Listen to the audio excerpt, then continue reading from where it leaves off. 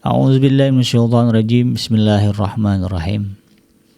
Assalamualaikum warahmatullahi wabarakatuh. Innal hamdalillah nahmaduhu wa nasta'inuhu wa nastaghfiruh wa na'udzu billahi min shururi anfusina wa min sayyiati a'malina. May yahdihillahu fala mudhillalah wa may yudlilhu fala hadiyalah. Asyhadu an la ilaha illallah wahdahu la syarikalah wa asyhadu anna Muhammadan abduhu wa rasuluhu la nabiyya ba'dah. Allahumma salli wa sallim ala hadzal nabiyil karim wa ala alihi wa ashabihi wa man tabi'ahum bi ihsanin ila yaumiddin. Wa qala Allah ta'ala fi kitabihil karim ya ayyuhallazina amanu taqullaha haqqa tuqatih wa la tamutunna illa wa antum muslimun. Ya al-haq adkhilna mudkhala sidqin wa akhrijna mukhraja sidqin wa ja'alna min ladunka sultanan nasira. Ja'a al-haq wa zahaqal batil innal batila kana zahuqa. Ya al-ghafur rabbana innana amanna faghfir lana dzunubana wa qina adzabannar. Amma ba'd.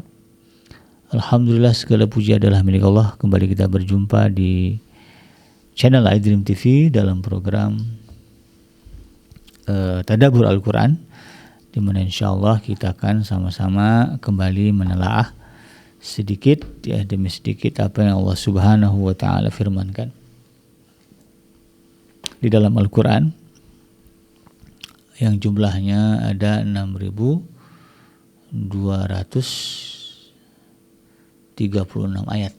Ya, kalau dilihat di Mushaf Utsmani, ya, termasuk di dalamnya setiap tulisan basmalah, ya, kecuali dalam surat Taubah. Dihitung-hitung ada 6.236 ayat. Dan itu semua, ya, adalah petunjuk dari Allah Subhanahu wa taala. Dan kita pindahkan, ya, Al-Qur'an yang di dalam Mushaf Utsmani ini sedikit demi sedikit ke dalam dada kita, agar kemudian kita bisa menerapkannya di dalam kehidupan kita sehari-hari. Tidak lupa kita baca salawat dan salam. Allahumma salli ala Sayyidina Muhammad wa ala ali Sayyidina Muhammad. Assalamualaikum ayuhan Nabi wa rahmatullahi wabarakatuh. Semoga Allah terima salawat, ya, serta salam yang kita baca, dan dilimpah curahkan kepada para nabi, para rasul, wabil khusus, ya, Rasulullah Muhammad sallallahu alaihi wasallam. Dan semoga kita termasuk ke dalam kelompok orang yang akan berbahagia ketika berjumpa dengan Allah nanti di yaumul mahsyar. Dijauhkan dari siksa api neraka, dimasukkan ke dalam jannah, dan dipertemukan dengan Rasulullah Muhammad sallallahu alaihi wasallam. Insyaallah, amin ya rabbal alamin. Sahabat iDream yang dirahmati Allah di mana pun Anda berada, melanjutkan kajian kita di surah Al-Baqarah. Kita akan beranjak ke ayat yang ke-143, ya. Di dalam surah Al-Baqarah ayat yang 143 ini Allah Subhanahu wa taala berfirman, a'udzubillahi minasyaitonirrajim. Wa kadzalika ja'alnakum ummatan wasatan litakunu syuhada'a 'alan nasi wa yakuna ar-rasulu 'alaikum syahida. Wa ma ja'alna al-qiblata allati kunta 'alaiha illa lina'lama man yattabi'ur rasul mimman yanqalibu 'ala 'aqibaihi wa in kana lakabiratan illa 'alal ladzina hadallah wa ma kana Allahu liyudhi'a imanakum innallaha bin-nasi laraufur rahim. Ayat ini cukup panjang, ya, sahabat iDream yang dirahmati Allah, di mana Allah Subhanahu wa taala mengabarkan kepada kita terkait dengan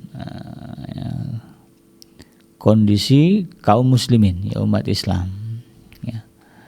Bahkan di dalam ayat ini juga diterangkan, ya, konsep, ya, sebagai muslim itu seharusnya bagaimana, ya, sikap yang sepatutnya bagi seorang muslim dalam menghadapi kehidupan, menjalankan perintah dan larangan, ya. Itu Allah memberikan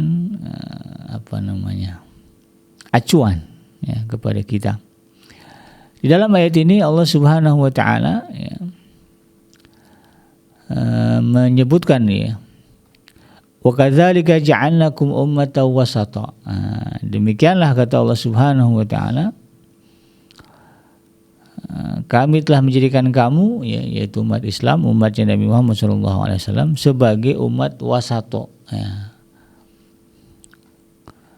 umat wasato, atau umat pertengahan.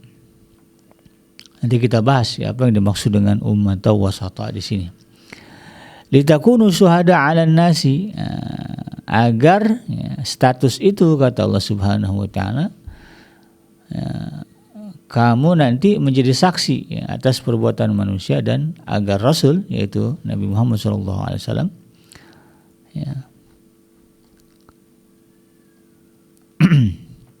menjadi saksi atas perbuatan kamu. Dan Allah katakan, kami tidak menetapkan kiblat, yaitu Baitul Maqdis, yang dahulu kamu berkiblat kepadanya, kecuali agar kami mengetahui dalam kenyataannya siapa yang mengikuti Rasul dan siapa yang berbalik ke belakang. Sesungguhnya pemindahan kiblat itu sangat berat, kecuali bagi orang yang telah diberi petunjuk oleh Allah. Allah tidak menyanyiakan imanmu, sesungguhnya Allah benar-benar Maha Pengasih lagi Maha Penyayang kepada manusia.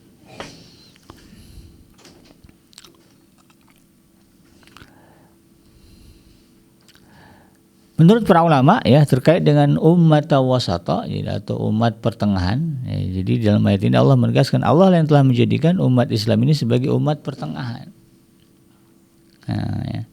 Dan dalam hal ini para mufasir atau ahli tafsir menyebutkan bahwa yang dimaksud dengan umat wasata bisa dimaknai sebagai umat pilihan terbaik, adil dan seimbang, baik dalam keyakinan, pikiran, sikap maupun juga perilaku atau akhlak, tingkah laku.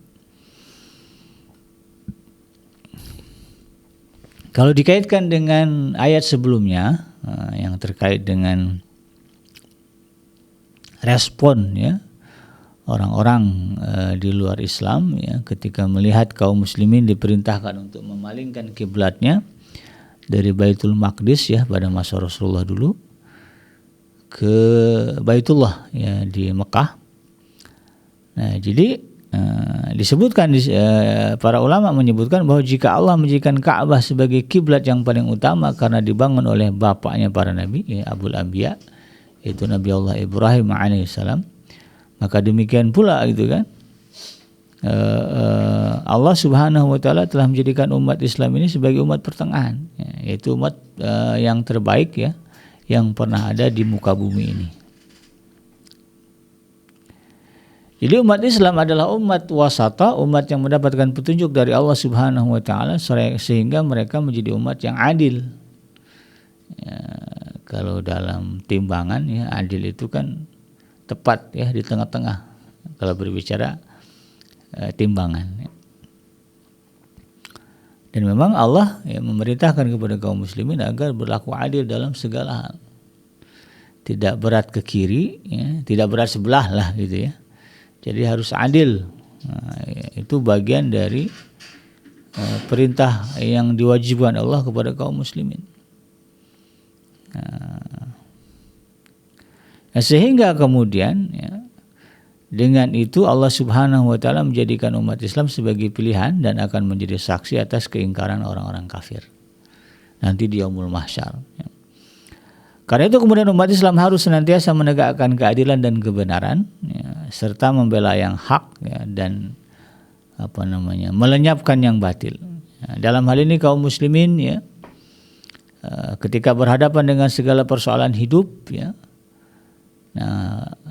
kan banyak persoalan hidup kita ini dari A sampai Z, dari mulai bangun tidur sampai tidur lagi, bahkan tidur itu sendiri itu kan juga bagian dari persoalan hidup kaum muslimin ketika menjalani kehidupan ini, menurut para mufasir kalau merujuk ke dalam ayat ini harus berada di tengah, berada di tengah. Kalau secara umum kalau bicara manusia kan ada yang condong ke dunia, ada yang condong ke akhirat kan. Maka dalam hal ini kaum muslimin posisinya ada di tengah ada di tengah-tengah orang yang mementingkan kebendaan, yaitu condong kepada duniawi, ya.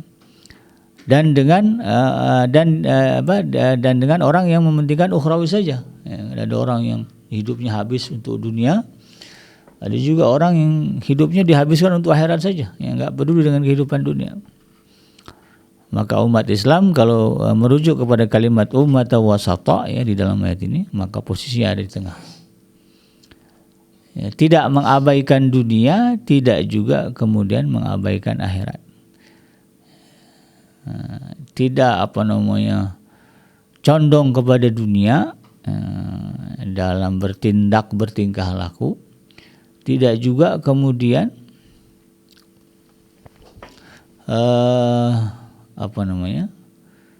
berlebihan, ya, di dalam menyikapi kehidupan akhirat.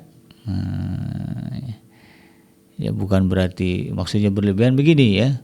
Kan kalau diimplementasikan di dalam amal, ya, kalau urusan duniawi ini kan babnya ya bagaimana mengumpulkan harta gitu, ya. Bicaranya materi gitu kan. Nah, kalau berbicara ukhrawi, ya, prakteknya kan berbicara ibadah, ya. Ibadah yang wajib bagi kaum muslimin kan ada bersuci, ya, kemudian salat, ya, saum gitu kan. Haji, ya, zakat gitu. Nah, dalam urusan itu, ya, dalam urusan ibadah itu kaum muslimin juga tidak kemudian diperintahkan Allah, ya, tidak diperintahkan Allah untuk kemudian mengabaikan, ya, misalnya kalau bab zakat gitu kan,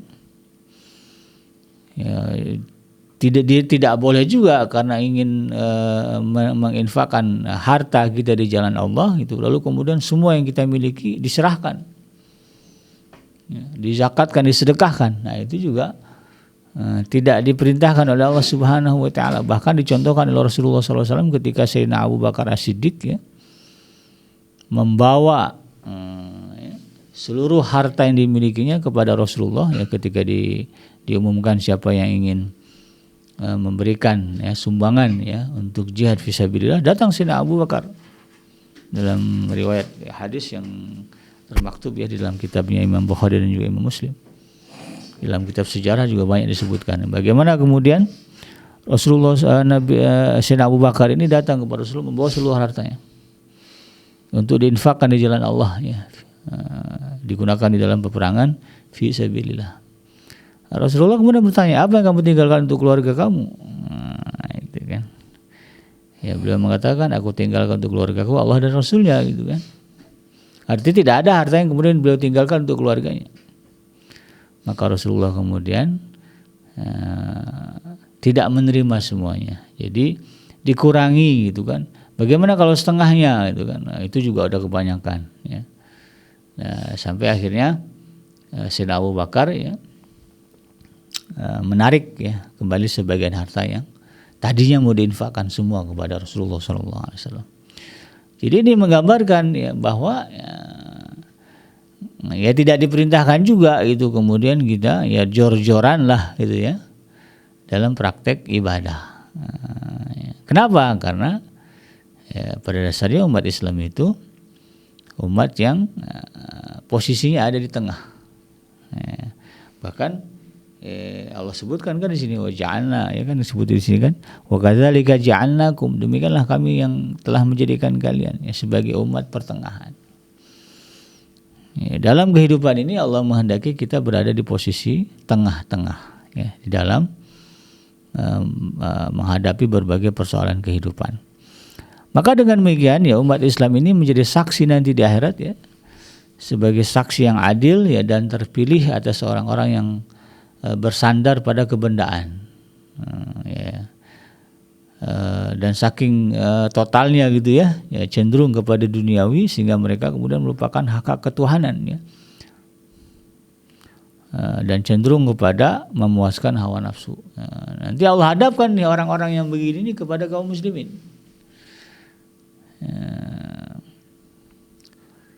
Apakah kalian diperintahkan untuk itu, kan begitu, ya? Hidup ini untuk mencari dunia itu kan, bersenang-senang begitu. Apakah itu diperintahkan? Kalau kalian mau tahu yang benar nih umat Islam,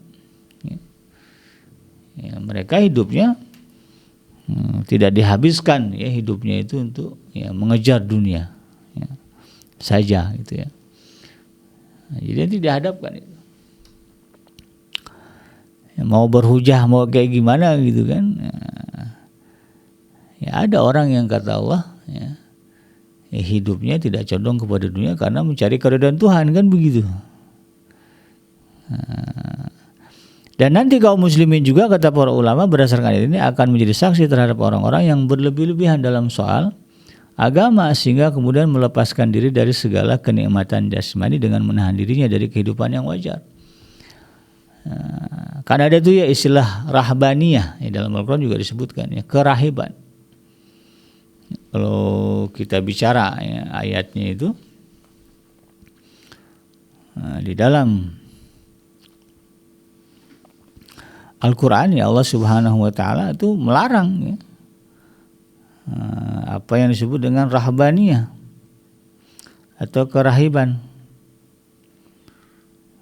Kan ada ya orang-orang yang saking ingin dekatnya dengan Tuhan, kemudian mereka ya, melarang dirinya ya, untuk kemudian menikmati ya, segala bentuk kesenangan dunia yang dianggap melalaikan, termasuk di situ ya pernikahan, ya, punya barang bagus ya, gitu ya. Nah, itu apa namanya? Allah Subhanahu wa Ta'ala sudah menegaskan bahwa yang namanya rahbaniyah itu tidak Allah perintahkan ya. Ya di dalam surah apa di sini surah Al-Hadid ya, surah yang ke-57 ayat yang ke-27 Allah menegaskan ya di dalam pertengahan ayat ini dikatakan warahbaniyatan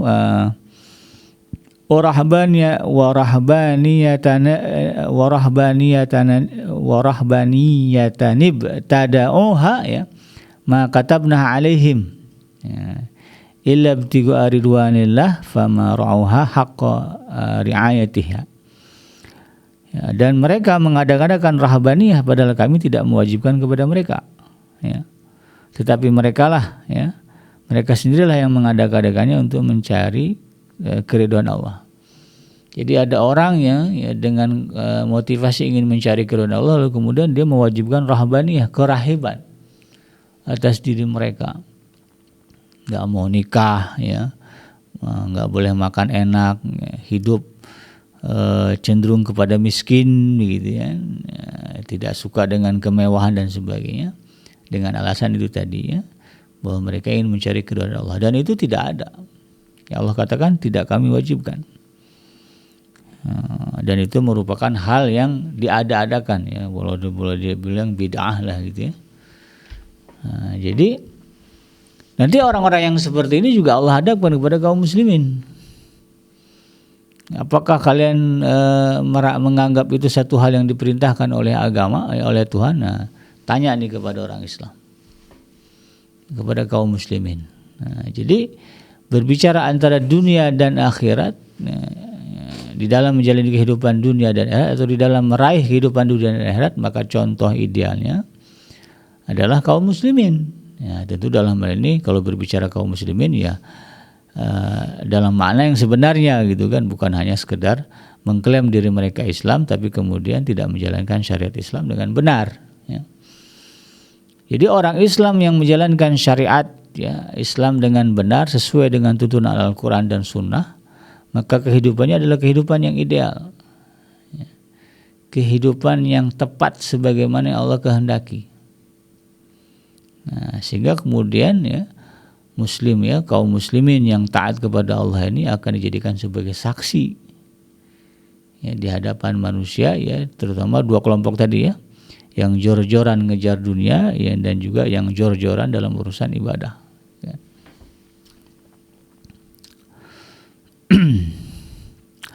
Nah, umat Islam menjadi saksi atas mereka semua ya, karena sifatnya yang adil ya, dan terpilih dalam melaksanakan rutinitas ya atau aktivitas kehidupannya sehari-hari ya, kaum muslimin ya dalam hal ini berada di posisi menempuh jalan yang tengah. Demikian juga ya menurut ayat ini bahwa nanti Rasulullah SAW akan menjadi saksi bagi umatnya, bahwa umatnya itu sebaik-baik umat yang diciptakan untuk memberikan petunjuk kepada manusia dengan amar ma'ruf nahi munkar. Ya nggak cukup dengan kaum musliminnya, ya Rasulullah nanti akan menjadi saksi juga gitu kan bagi kelompok-kelompok manusia ini. Ya, kalau di dalam riwayat ya sebagaimana di episode sebelumnya sudah kita bahas, Rasulullah saja kemudian menegur sahabat ya, yang bercita-cita tidak akan menikah, yang bercita-cita akan sholat malam terus, ya, yang bercita-cita akan puasa terus, ya, yang bercita-cita dia tidak akan menikah, tidak akan punya anak. Itu ditegur oleh Rasulullah. Ya. Walaupun motivasinya adalah ingin dekat kepada Allah Subhanahu Wa Taala, bahkan belum mencontohkan dirinya apa? Aku adalah orang yang paling bertakwa kepada Allah di antara kalian, tapi aku juga nikah kata Rasulullah. Ya. Saya puasa dan buka gitu kan. Saya juga tidur di waktu malam gitu. Lalu apa alasan kita untuk kemudian melakukan sesuatu yang melewati batas itu? Nah, jadi Rasulullah ini nanti menjadi saksi ya dengan itu tadi ya. Kalau ada kelompok orang yang kemudian berlebihan di dalam beribadah, nanti dihadapkan dengan Rasulullah. Ya Rasulullah tinggal bilang saya nggak begitu kan. Dalam hadisnya kan begitu ya, Rasulullah tuh ya malam tidur, ya nggak melek gitu kan sepanjang malam gitu kan untuk beribadah kepada Allah. Dan pada prakteknya Rasulullah juga menikah, bahkan di dalam Al-Quran disebutkan wayamsuna fil aswaq ya, para Rasul itu adalah manusia yang kata Allah berjalan di pasar-pasar. Ya, pasar itu kan tempat yang tidak disukai bagi orang yang menganggap ya dunia itu hina gitu kan. Tapi Rasulullah pada prakteknya jalan di pasar-pasar, wayamsuna fil aswaq. Mereka berjalan-jalan di pasar. Jadi ya tidak kemudian begitu kan menjadi muslim itu menjadi anti dengan kehidupan dunia. Ya, anti dengan kemewahan. Ya, boleh gitu kan. Ya, tetapi kemudian ya pada prinsipnya di tengah-tengah, ya tidak berlebihan. Ya, kalau sering saya baca ayatnya kan di dalam surah Al-Qasas disebutkan wabtaghi fima atakallahu darul akhirah wala tansa nasibaka minad dunya. Carilah apa yang Allah anugerahkan kepada kalian untuk kebahagiaan negeri akhirat, tapi jangan lupakan juga bahagian kalian dari kenikmatan dunia. Jadi idealnya gimana? Di tengah-tengah gitu kan. Tidak anti kepada tidak anti kepada kehidupan duniawi, tidak anti kepada kemewahan ya, kepada kesenangan dan kenikmatan hidup, tetapi juga kemudian tidak berlebih-lebihan. Ya, dan kemudian dalam ibadah juga sama kan begitu ya. Bahwa Allah Subhanahu Wa Taala juga tidak menghendaki kita untuk kemudian ibadahnya jor-joran gitu kan. Puasa setiap hari ya, itu juga tidak diwajibkan. Bahkan Rasulullah ya, kalau di dalam riwayat ya yang paling kuat kalau bicara puasa sunnah ya puasanya Senin Kamis ya. Hari Isnin dan hari Kamis ya. Ya, tidak full satu pekan puasa terus enggak. Nah, lalu kenapa kemudian ada orang yang mengambil keputusan itu? Dan itu nanti akan dihadapkan oleh Allah Subhanahu Wa Taala kepada Rasulullah Sallallahu Alaihi Wasallam.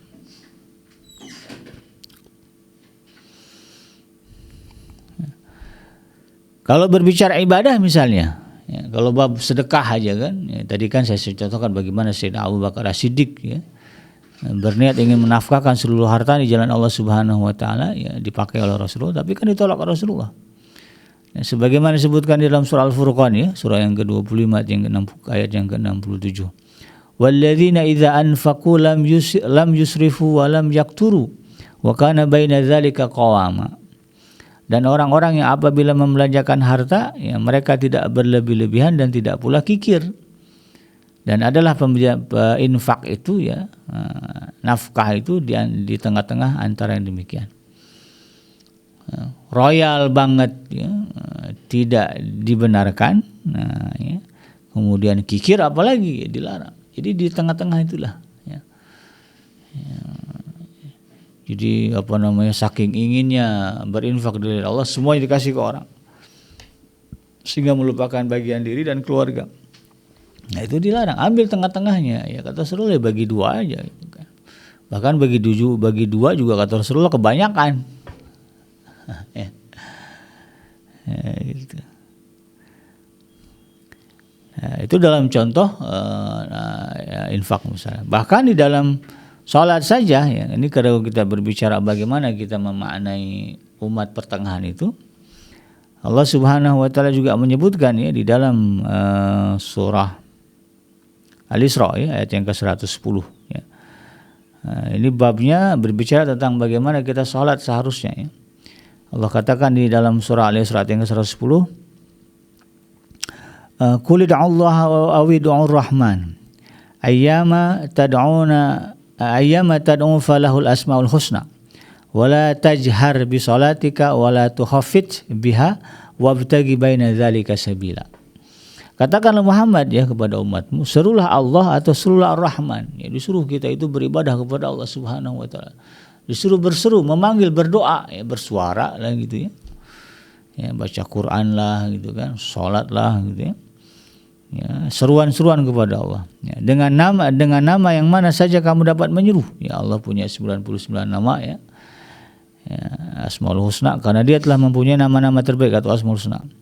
Dan Allah tegaskan di ujung ayatnya apa? Dan janganlah engkau mengeraskan suaramu ya dalam seruan itu ya. Ya, di sini wala tajhar bi salatika ya, dalam konteks menyuruh Allah Subhanahu wa taala ya. Dan janganlah engkau mengeraskan suaramu dalam salat. Wala tuhafiz biha, tapi juga jangan kemudian merendahkannya. Dan usahakan jalan tengah di antara keduanya itu.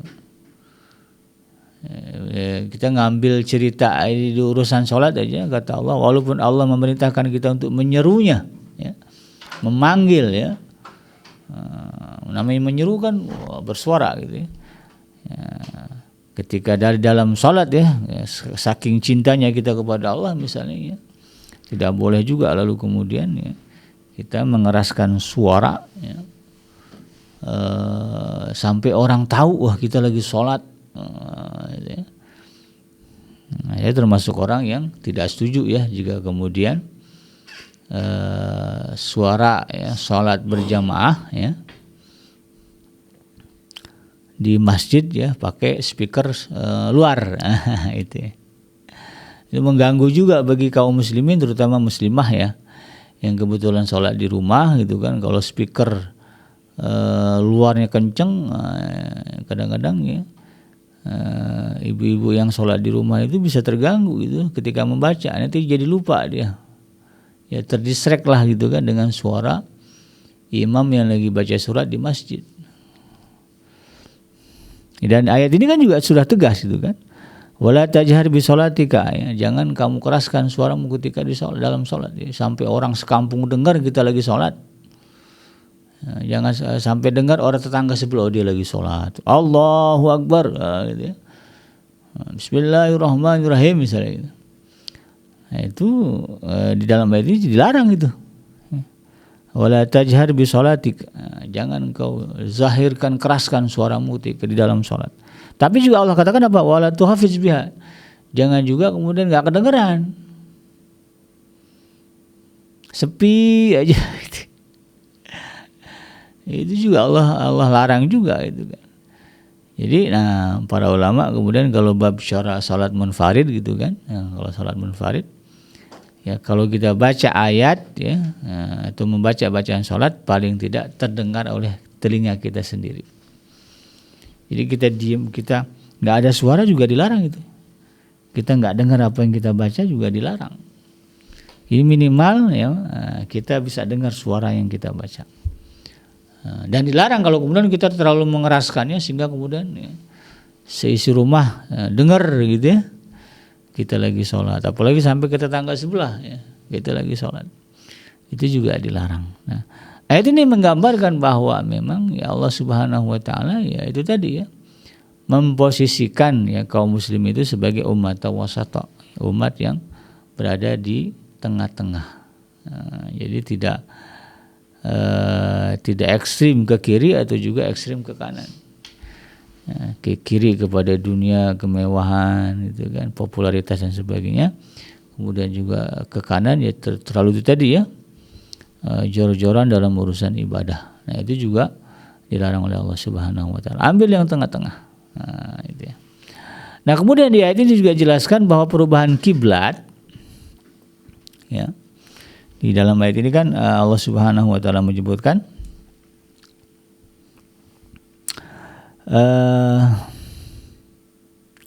wa ma ja'alna al-qiblata allati kunta 'alaiha illa lina'lama man yattabi'ur rasul. Ya. Ya, dan kami, kata Allah Subhanahu wa taala, kan tidak menjadikan perpindahan kiblat itu, ya, kepada kaum muslimin, kan tadinya menghadap ke Baitul Maqdis lalu kemudian menghadap ke Baitullah. Nah, ya, itu ada tujuannya, kata Allah Subhanahu wa taala, bukan sekedar memindahkan saja. Nah, apa tujuannya? Illa lina'lama may yattabi'ur rasul, ya. Tujuannya adalah agar kemudian kami mengetahui siapa yang sebetulnya benar-benar ikut Rasul, mimma yang qalibu ala akibaihi, ya, dari orang-orang yang berpaling, dari akidahnya, ya, dari pendiriannya, itu kan. Ya, jadi perubahan kiblat dari Baitul Maqdis ke Ka'bah adalah untuk menguji manusia, ya, siapa di antara manusia yang benar-benar beriman, ya, dan mengikuti Rasulullah, ya, dan siapa juga yang kemudian lemah imannya, ya, lalu kemudian berbelok dari jalan yang lurus, ya, ke jalan yang bengkok. Nah, memang perpindahan kiblat itu dirasakan sangat berat, ya, sebagaimana Allah sebutkan di sini, wa in kanat lakabiratan illa 'alal ladzina hadallah. Memang, ya, perintah untuk memalingkan kiblat itu adalah satu perintah yang berat kecuali bagi orang yang mendapatkan hidayah, ya, petunjuk dari Allah Subhanahu wa taala. Ya, kalau bahasa saya di episode sebelumnya itu kan, ya, pindah kiblat itu seperti pindah kebiasaan, ya. Kebiasaan buruk kepada kebiasaan baik, ya. Keingkaran kepada ketaatan itu bukannya gampang, ya. Apalagi kalau kebiasaan itu jatuhnya udah candu, ya. Candu narkoba, ya, mau berhenti, ya, itu bukannya mudah, ya.